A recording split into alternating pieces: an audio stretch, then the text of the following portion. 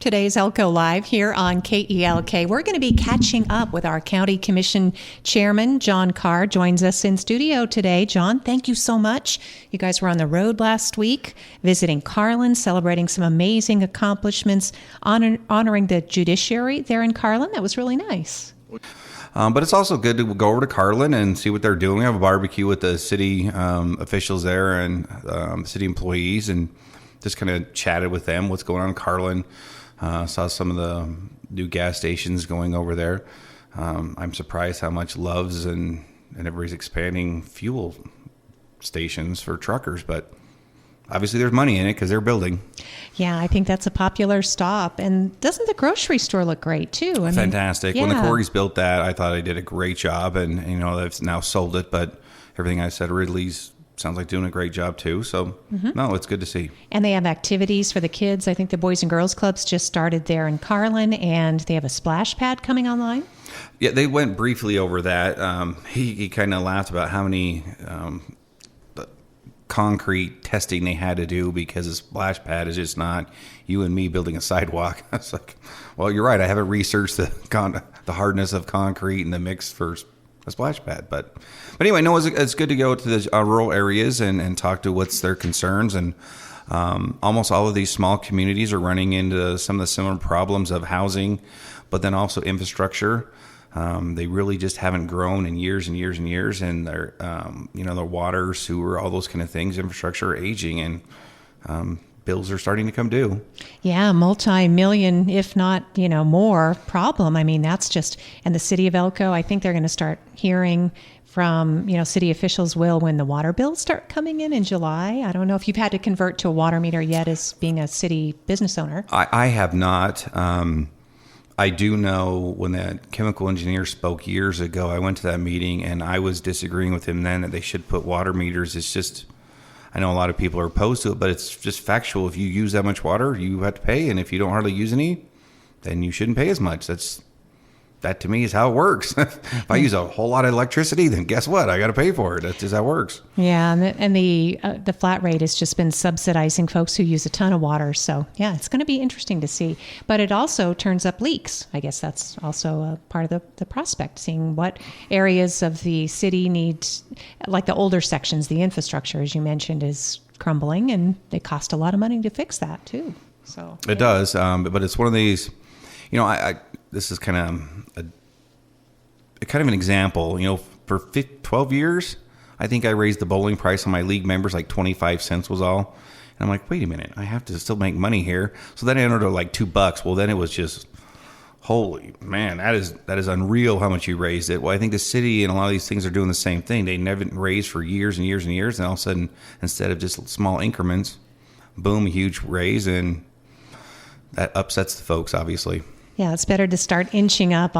And talking with our county commissioner, John Karr, I guess we veered into some city stuff, but obviously John is a local business owner, and there's so many different things we could catch up with you on. But I do want to stick to stuff that really stood out. For example, the county is just as concerned about the budget as the city is, John. The county, we're off our sales and use tax collection for some reason. We're really trying to research that. They changed the program at the state, and they're saying anywhere from like 12 to 20%, slower, and we're not seeing it. I'm looking at my own personal numbers, and I've seen a little bit of a dip, but we're talking like 2 or 3%. We're not talking, man, I'm going to have to lay off or anything else. But if you're seeing 15 to 20 in sales tax, you and I should be really having a huge discussion of what's going on, and we're not. So I still think there's some calculation errors or something going on at the state level. I think we'll get it figured out. I sure don't think it's shenanigans or anything else. They're still collecting the money. Just something's wrong on how it's getting distributed or where it's at. Mm-hmm. So hopefully, I think Nevada Association of Counties, League of Cities, for example, those folks will continue probing as well. Correct. We'll get it figured out. And I could be wrong. It really could be. But I'm not sensing that in Elko that we're down that much. That's huge. Well, it is. And so as a result, the county did submit a pretty flat budget. Right? Yeah, we're, the last few years, we're sure not rolling in cash and rich by any means, but we're definitely had a conservative budget that we have a little spare pocket change, I guess you want to say, in the savings account. So no, we can weather this and still still be able to do some of the costs that we don't have a choice on. Nevada PERS raised their rates some more, and people don't really understand that. But like a firefighter is almost double. If I'm paying somebody, let's say $75,000 or $50,000, what does it matter? $50,000 a year. Well, it's not $50,000 to employ a firefighter. It's almost $100,000 when you throw in PERS and health and all. That's double. So it doesn't cost the budget $50,000. So those are the kind of things that no, and when PERS raised it another substantially, I thought it was 15%. That adds up. Well, and we were just looking at and discussing with Amanda during the last Wednesday program, John, that the pool packs went up by 11%. So that's just the county insurance. She said that's actually pretty typical because the county's growing. You're buying new equipment. It's costs more to insure these things. It does, but it definitely, in my mind, kind of perps up the old red flag in the back of your mind, because I remember even on the school board, this is a weird one. We're now 8% or 10%, and you're like, well, how come I keep hearing these weird ones, but yet it seems to be the norm? So I think you review it, but insurance rates are going up everywhere. I look at my own house, my own property, my own well, I don't have property casualty, but on my businesses, but car insurance, homeowners insurance, all that. Yeah, it's pretty tough because not everybody makes the top-notch wages. I mean, we have that disparity. I mean, we're fortunate to have gold mining here, but it does increase the cost of living somewhat, I think. And then just being isolated, so the cost of getting goods and services, or goods here for the most part. No, Elko's expensive to live in, and insurance.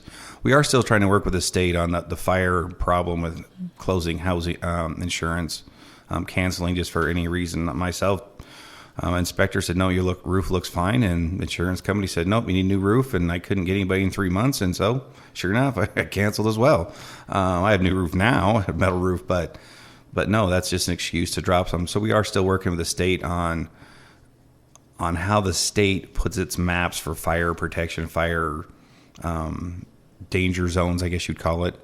My mom in the middle of town is sure not going to get burnt down by wildland fire. Mine up on the summit, there's definitely a threat, but it's still easily more mitigated in a lot of other places. But how the map is, it's all the same. Yeah, it's all red. I mean, it was crazy. Yeah. So we're still trying to work on that. Yeah, we had Chief Peterson in talking about that. And speaking of the fire district, had to carve up that budget a little bit, right, John? Yeah, we looked at more setting aside for capital for the sheriff's office as well. So it kind of becomes more of a emergency services capital budget. For years, we've just had it strictly going part to the roads, but then part to the fire district. But that's also because the fire district to begin with was so underfunded that you had to throw a ton of money at it. Yeah, a ton of money, but also was not only underfunded, but then the equipment was, we were a step above a junkyard, but not a lot. Yeah, if you ever watched MASH, the sitcom, those episodes, and you see some Army surplus rolling through, that was... We probably bought them from them. Jeez, pretty crazy.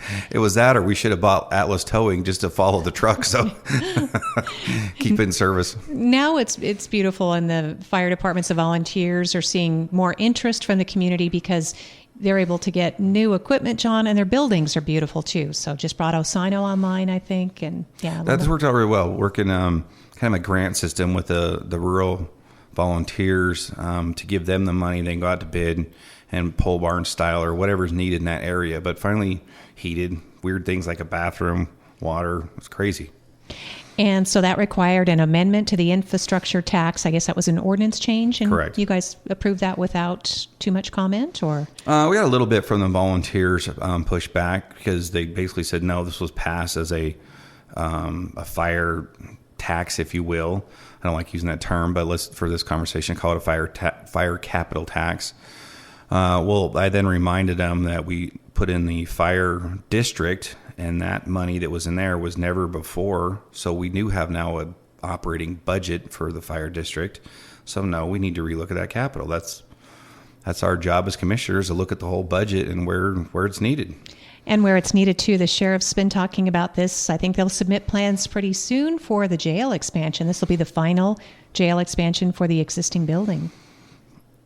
It's for the behavioral in theory. health. In theory, this final expansion, but well, 20, 30 years, we might have to get creative again. I don't know. On a new site, probably. But correct. Yeah. I haven't looked at the plans yet, but they've given the plans, and we're going to review them in a few weeks. I'll be in Washington, D.C. for a week, so when I get back. No, we plan on going over that, and it's a little high on the budget, so we'll look it over and go what's necessary and what's not. Yeah, they were looking at 8 to 9 million, I think, initially, but costs have gone up so much. Right. Yeah. So, and this would be specifically a behavioral health unit, right, John? Is that That still and the just plan? also some office space. If you look, the detectives are all in not much different than your recording studio right here, about 6 to 8 detectives.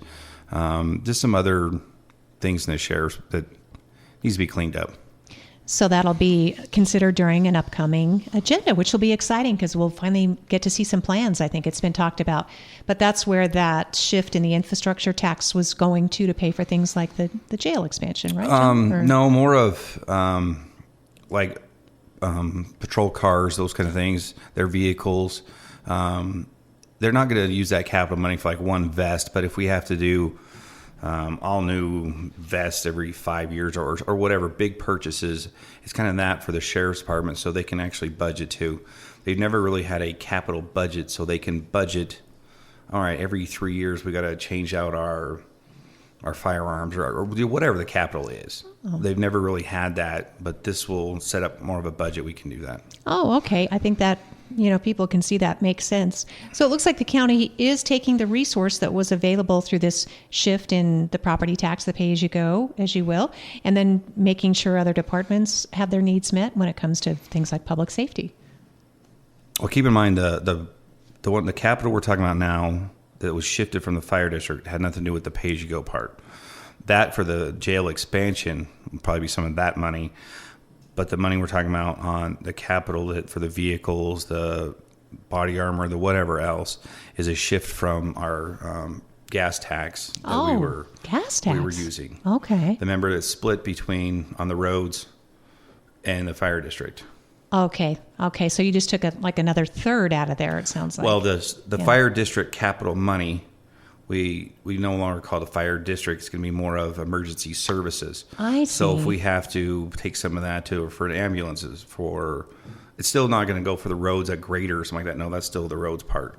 But this will be for ambulance, fire, police, whatever, emergency services. Okay. And then the school district, having conversations, seems like they're happy too, John, with the money that they're getting. They're getting a little bit more. That's kind of settled in, the 20 cents. Well, I don't know if they're happy, but they're... Well, they're happier than they were. Correct. Yeah, definitely. They would like more money, but that bill that they...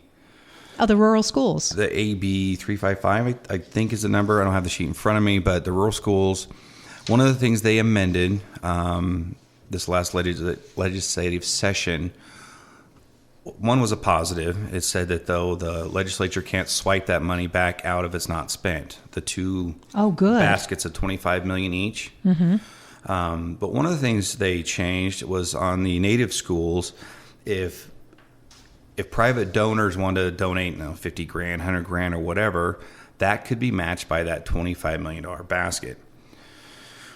If they do a second emergency session or whatever in October, November, open it up again, or even the next session, protest is the wrong word. We're going to try to convince them to include that on the other side, the 25 for rural schools as well. I don't have a problem with, because they did a dinner that I think raised $400,000 for that Hawaii school at Maverick Gaming. But if we did the same thing, whether it be for a south side, Carlin, whatever, a rural school, why would we not match that as well? So we're hoping to, once again, protest is the wrong word, but bring that to light to the legislative session that maybe they could add that too as well. Elevate the conversation. Yeah. There you go. Something positive.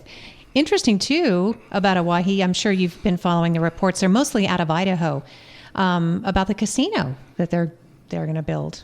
I actually haven't heard that yet. Oh, okay. Because I think they got tired of begging for money, and so I think they've paired with an Idaho tribe on that, because it's a border reservation, right? The Shopai, and then they're looking at, they've already broken ground on a casino on the Idaho side. So it's not on the Elko County side, obviously. Oh, okay. Or you would know about that. That's so. probably why, I haven't heard about it yet. But interesting, right? So, yeah, another source of income. It's just like anything. It can be a good thing, it could be a bad thing, but I know when they started doing gaming up in Montana and stuff, a small town, Cut Bank, Conrad, little area up north, they were talking about it. And I go, you realize that gaming does not generate revenue unless people are coming into the area gambling. If it's just locals gambling, then no, you make the poorer poorer. It just circulates. Yeah, that's a really good point. It doesn't generate wealth unless, once again, You know- Mr. Bob from Nebraska flies in and he loses money. Then yes, we generated some money because he left his money here. But if I just go down and lose my wallet, well, it's still in the community. Nothing's gained. You know that that reminds me. I don't recall seeing like slot machines in any of your. Do you have them in your establishments? I don't. No. Yeah, I mean that's a choice because some people have them and make money, but then you bring in another element, gaming control. But I think that's interesting. I had pondered that at Telescope because they actually used to have them in there. They did, yeah, long time ago. Yeah. I never have. They can spend money on, cheese curds or something else. If I buy a sports bar or something, I'm sure I'll do that, but I don't at this time, and I don't have plans to buy a sports bar either. So there you go. Let's not start that rumor. John Karr is our guest today. He's Elko County Commission Chair. We're getting caught up on some recent county business, some county government. We're in between meetings, by the way, because we know obviously it's Monday. So the salary bill was achieved during the legislative session and survived, and there was no veto there. There was a lot of agreement, right, that this parity needed to happen. Well, let's just put it on the table. So I personally will get a raise. I don't know if that starts July 1st. I think it does. That mine goes from like 30,000 to 39. But mine is not, in my mind, not really the relevance of it. It's more of the recorder, treasurer, those positions, especially Tyler's position. District attorney. Our district attorney. When you're managing people but making not only less than your number 2 person, but you're down to 3 or 4 down the list and you're making less than they are, then you got to go, wait a minute, why is this? And that was a state mandate that, nope, these are the salaries and that's what they are. And they haven't changed it. Was it 6-8 years? So other officials, other employees, everybody's gotten raises, but those haven't.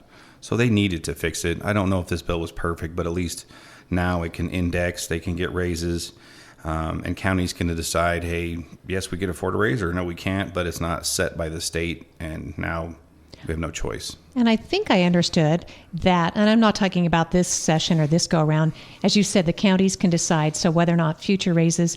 Can you also carve out as county commissioners if you don't want to give yourselves raises? Is that part of it too? I'm sure we can. Okay. I'm not saying that's, I just thought it was important to point out that that's built into the legislation if people have questions. I know years ago before I was on there, the last time they did do a raise, which would have been 8 years ago, well, probably 9, because I've been on there over 8, that no, the commission declined because the county was in very... poor financial shape, or... There you go. I was going to say dire straits, but let's go with yours. Yes, they weren't rolling in the dough at that time. So county's looking pretty good. Again, obviously, we talked about that at the top of the show. Some augmentation was needed. Most of it was routine. The ending fund balance, it's not negative, is it, John? No. Not at all, because you can't submit a negative. Correct. Okay. I think it's below 4% ending fund balance. We're in trouble, but we're at 8 to 10 or something like that. So that's good news. And I think, again, along with what the city is able to accomplish, too. So anything else as far as legislation? I think now that the veto window is closed, record, again, 87 bills vetoed. Not surprising. Most of the gun bills, I think, were rejected soundly by the governor. Anything that stands out, though, for you? For the one county? that surprised me on the voting ID. Some said it didn't go far enough, right? Was that the issue? Well, of course, there's going to be some that said no, went too far. Some said no, okay, not far enough. The governor had worked with the Democrats, I thought it was a done deal because they worked together on the bill. But then the more our governor read it, he says, no, it doesn't go far enough on, I don't remember, it was just the voter ID or it was the security of a whole bunch more voting machines that ran down in Vegas that, I don't know, like quadrupled. I don't know the exact number, but a whole lot more voting machines. And I only read part of the article that, no, he disagreed with how the security of those machines or something to it, but that's why he vetoed that. That was the one that kind of shocked me because I thought it was going through. The daylight savings one, I'm glad that failed. I'm not opposed to staying on this time, which this is daylight savings. The bill would have been stayed on standard time. So we'd be waking up at like 3:30 with the sun coming up, but still having the sun go down at like 7:30 or 8. So no, I'm glad that failed. But other than that, no, it's our legislative session. Yeah, and we'll start hearing more or seeing more of the impacts, I'm sure. Were you surprised that there weren't more local issues? Bert Gurr's going to be on the program along with Cheryl Paul, our county treasurer here, coming up in the next few days. So he's going to give us an update. And I'm sure it's always really interesting to hear from Bert because he's very transparent. He talks about what happened. Tell us the story. Air Service Development. We every year we come with this one hat in hand and feel like we have everything ready to go, and we just don't get traction on that one, John. You know which one I'm talking about, right? I do. That brought up a couple points. I know the bill passed for Treasurer's Office. Yes. That they'll get a small piece of their budget they're already getting. Well, that goes to the general fund of the county. Would be for equipment, for computer needs, that kind of thing, IT stuff. The clerk's office, our governor vetoed the one that could have had the state clerk's office, if I read it right, basically could have fired any of the clerks in the state, the county clerks, for very vague, broad reasons on elections. And our governor goes, no, that's an overstep of power by the state, and he vetoed that as well. Let's get very, very proud of our governor. Love that guy.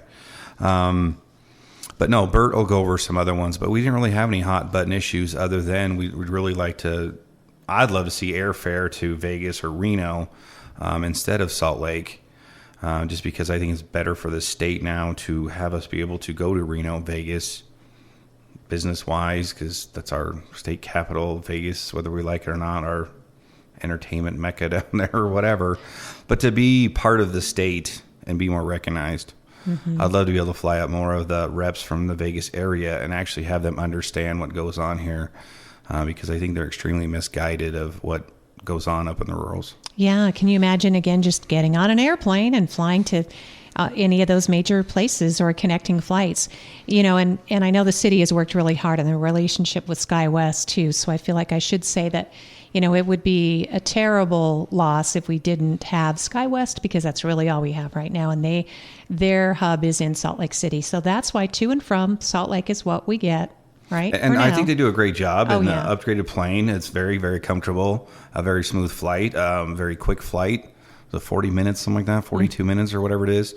So no, I think it's great. I just would rather see Reno just because of keeping in contact with our state, and so they don't forget we exist. Yeah, be a lot easier to attend legislative sessions if we could just fly over and then even come back in the same day. So. Oh, I think Senator Ellison's, that's got to be the second worst job in the state. How much you have to cover during legislative sessions. You sure can't jaunt on home, 5-6 hour drive if you're in Carson or wherever. So no, that's just doesn't look like a fun job to me. No, there are a lot of reasons that our representatives, I guess we have the choices that we have. It's a very demanding job, and you almost have to be self-employed at this point, the way it's set up, or retired. Right. So. Pico Chia probably had 1 million miles on his truck. I don't know. So definitely. It'd be nice to be able to flight hour over there. It's nice that he's our regent, by the way, since you mentioned Pete. That's great. I think extremely highly of Pete. I'm glad he's still somewhat involved in state stuff because he's a wealth of knowledge, extremely intelligent man. Yeah, I know he's going to help Great Basin College, especially in navigating. I'm not sure that they were successful in this funding formula because, like everything else, it wasn't really emphasized toward the end. But we'll get the latest on that. But things seem to be going really well at Great Basin College, and I think whether or not people realize, John, I think you had something to do with helping ease that transition with our new president. She's still interim, but she just, we'll all support her, I think. I was definitely cheerleading and jumping up and down, waving my hand to put Dr. Amber Dinelli. Yeah. I call her Amber. She's a dear friend, but yes, Dr. Dinelli. But no, I think she's actually doing what she said she would. So no, I think the place is headed in the right direction. She's doing what she says. She's very involved. And we've seen a 17% increase in enrollment. Isn't that amazing? I mean, just It's already. such a beautiful campus too. Isn't it though? Yeah. I forget once in a while when I had the little restaurant up there, little cafe for a little while. No, walking around there, it's just a beautiful campus. Done a great job, so it needs to be used more. Yeah. We have people to thank for that beauty of that campus. There was Dr. Ron Remington, Jeannie Block. We appreciate you, Jeannie, obviously, late State Senator Dean Rhodes, and John Carpenter, our assemblyman for many years, also very supportive and was able to steer funding, as well as Regent Dorothy Gallagher. I couldn't forget her. But about to say. Yeah, definitely. Very influential. Yes. That's what we need. Again, we need that influence, John. I think Pete will get that. It's unfortunate he's getting up in his tenure, and he definitely deserves to retire, just truly, but he's such a go-getter. I don't know if he will anyway. He always needs something to do. Well, and that's it. We appreciate. I think I'm always going to call him Senator Gorgic. Can't you do that even when they're retired? Isn't sure. He deserves it. He's earned it. Definitely. So thank you. I think Senator Pete was what a lot of people close to him would call him. So there we are. We kind of looked at the legislative session. We'll find out more about things that maybe impact us locally. Dominion voting systems. Are we cool on those going forward? I am. I know there's the traveling hand count vote or something. I don't know, something that's going on. I forgot the date. I got a post of it that I won't be going to. No, but I do not believe in hand count. I don't believe it works. Our minds just are not meticulous to do that nonstop repetition of counting something. We have to count tickets I did the concession stand for the Boys and Girls Club, 2 of their concerts. And no, we have to count those tickets and make sure it matches with the money. Sure I have to match with Rusty that, all right, I sold 5,000 hamburgers or whatever the number is, and, make sure they match up, just their checks and balances and go there. No, counting over 28,000 tickets and they're $1 tickets. So, how many times you got to screw up and go, because anybody can interrupt you. No, I don't believe in the hand counting just for that reason, that it's very long, and that's why we have computers to begin with. That's what I mean. So, yep, I just do not believe that the Dominion voting machines, could they be hacked if you and I sat here with a computer software engineer and with the machine sitting right here and access to it? Probably, but that's not how it works. They don't have access to it. They don't have things to go in there. We do checks and balances. Myself, I even did the checks and balances on checking machines. So, you're better off to win the lottery than the chances of all of that stuff happening on that machine to have been a fraudulent machine. And with so much technology that we use anymore, John, we know almost anything can be hacked or tampered with. And that's why there are safeguards in place. And we investigate. And, your bank calls you when someone's trying to use your cards, right? There are safeguards in place. There you go. Otherwise. So I'm also following news with Matt McCarty from the Senior Center about, funding for meals. He said they're really growing. They're serving more meals than ever before. But at the same time, their funding is shrinking. And we do know that the county is an important partner of the Elko Senior Center. I don't think he's brought it to the county formally yet, John, just in all fairness. I just think it's something interesting. I haven't heard much on that. Travis took over the liaison of the Senior Center. Okay. So that's why I'm not as involved. He'll do a good job, I'm sure, reporting back. Yeah, because I think so, yeah. The center's, and then we're concerned about fish, the future of Friends and Service Helping, right? And all the needy folks locally and travelers. We're waiting to hear back from them, too. Since we're discussing that, that's a prime example. Reese and I were talking a little bit of, we all support fish, but is that really, should we be involved? Should we have been, I don't want to say there was anything illegal, but it sounded like there was some. They got over their skis. There you go. We'll go with that. Should the county and the city be an oversight as on that board? Should we be looking at it? I don't. Maybe as a social service program. But it's it's also just another thing to add to the plate. Should we be doing that? I don't know.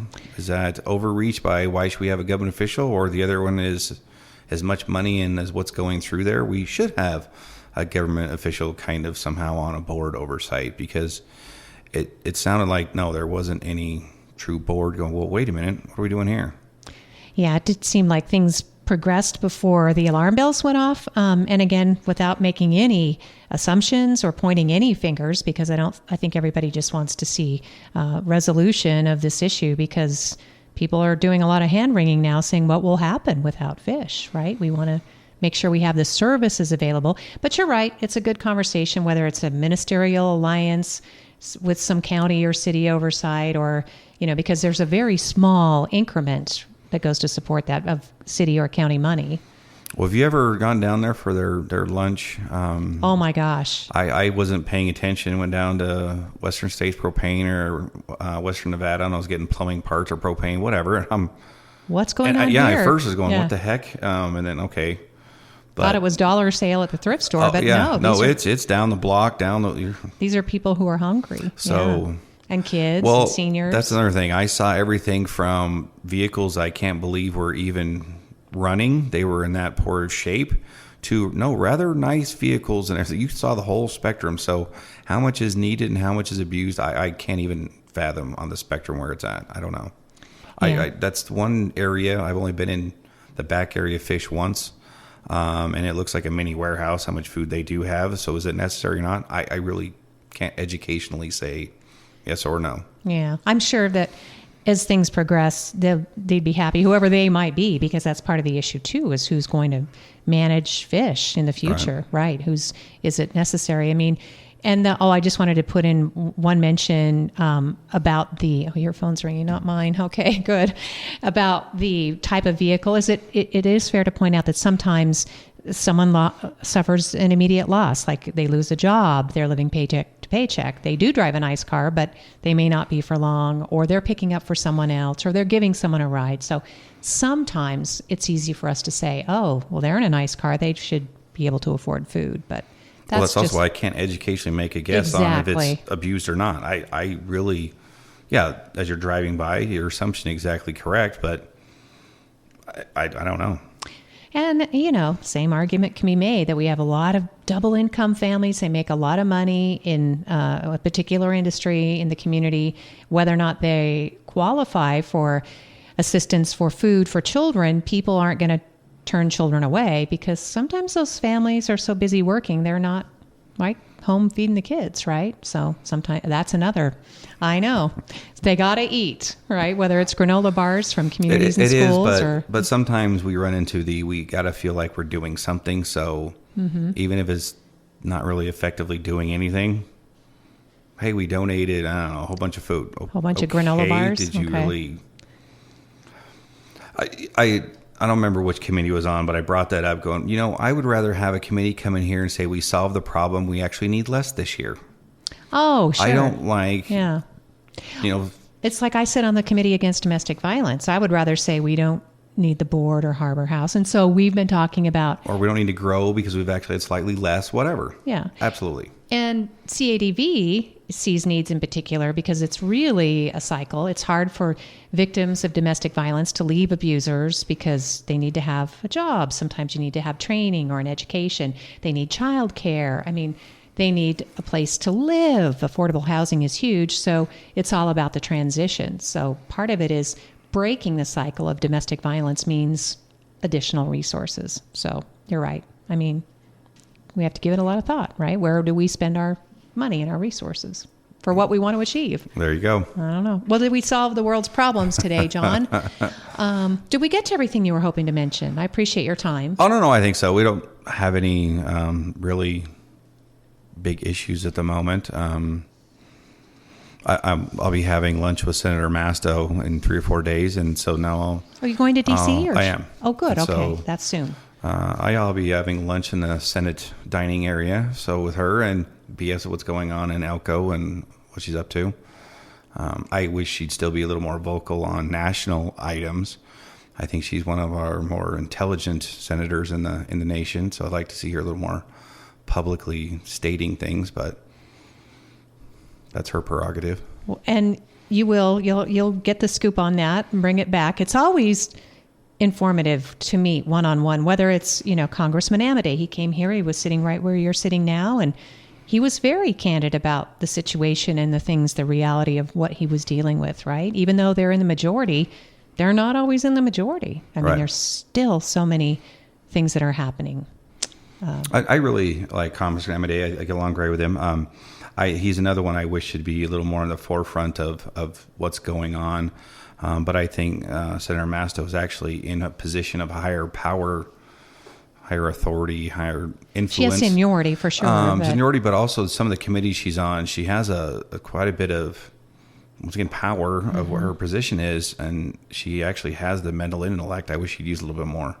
You know, in closing, that I know we're a tiny bit over, but that might be really good to find out, you know, on this whole public lands issue and where this is being inserted in the bill. I mean, have you? I don't think there's anybody locally that would disagree that we need more of our public land to be able to do with it the things that we need to do. But this seems like a huge step without consulting even the local government. Obviously, you know that my fellow Commissioner Rex Standage and I are dear friends, but him and I deeply disagree, because if the state were in control of all federal lands in the state, which would then make them state lands, well, it was only 4 years ago we were 100% Democrat dominated, even our governor, and I personally would, it would either been 100% closed down, basically like a wilderness study, and just basically frozen and we couldn't have touched them, or been the other way around and been sold off to fix the budget and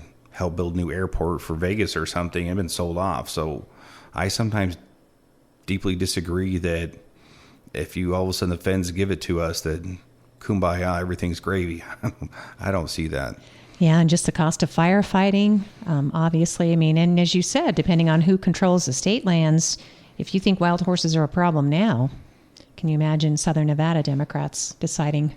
Oh, yeah. So there's, it sometimes goes both ways. Yeah. What I've always preached to Senator Masto and others is I would like more of the local reps to have we be involved in their evaluation. Are they paying attention to us? Listen to the locals, and we sure can't fire them or hire them, but we should be able to be giving input. That there was one in the Battle Mountain area that just truly fought with the locals. I mean, we're 100% almost physically battling. It was that abusive or that bad of a relationship. Those are kind of things that a higher up needs to know what's going on and held accountable. You can't just, you can't do anything to me. I'm a Fed and you can't fire me anyway. That's where I'd like to see more accountability on that and give our input. But that's just my opinion on that. Better balance. So maybe that's what it'll take, the scale to tip really hard one way, and then hopefully we can get back to better balance.